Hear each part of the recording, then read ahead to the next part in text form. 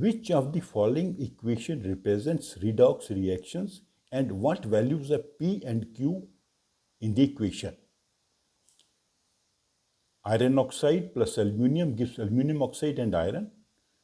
Butane जब burn करती है ऑक्सीजन के साथ कार्बन डाइऑक्साइड एंड वाटर बनता है.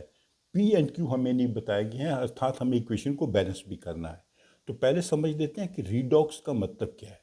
रिडॉक्स का मतलब है रिडक्शन एंड ऑक्सीडेशन.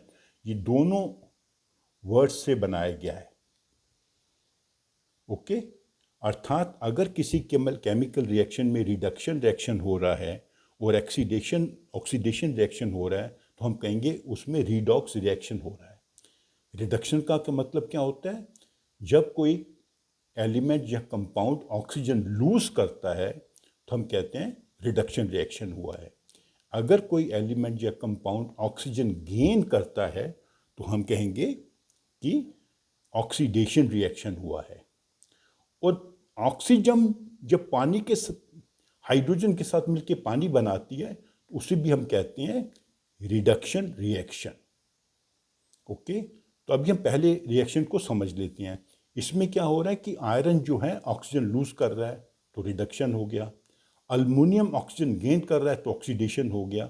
अर्थात इसी रिएक्शन में दोनों चीज़ें हो रही हैं.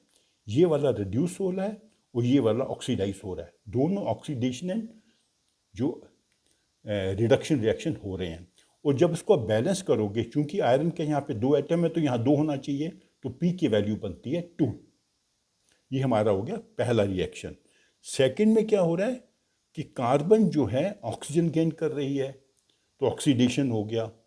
ऑक्सीजन हाइड्रोजन के साथ मिक्स करके वाटर बना रहा है तो रिडक्शन हो गया. इसमें ये ऑक्सीडेशन का रिएक्शन है और ये रिडक्शन का रिएक्शन है. अर्थात इसमें भी दोनों रिएक्शन हो रहे हैं, ऑक्सीडेशन एंड रिडक्शन. और इसमें जब आप बैलेंस करोगे, यहाँ पे हाइड्रोजन एटम्स की नंबर है 20, 10 × 2 20. यहाँ पे हमने 10 लिखना पड़ेगा तभी ये 20 बनेंगे. बाकी सब एलिमेंट्स जो हैं बैलेंस हो रखे हैं. तो यहाँ पे क्यू की वैल्यू आएगी 10. तो अर्थात इसका जो हमारा आंसर बनता है इस क्वेश्चन का वो है ऑप्शन डी. क्या ऑप्शन डी है? दोनों इसमें जो रिएक्शन में रिडक्शन भी हो रहा है और ऑक्सीडेशन भी हो रहा है, बोथ आर रिडॉक्स रिएक्शंस.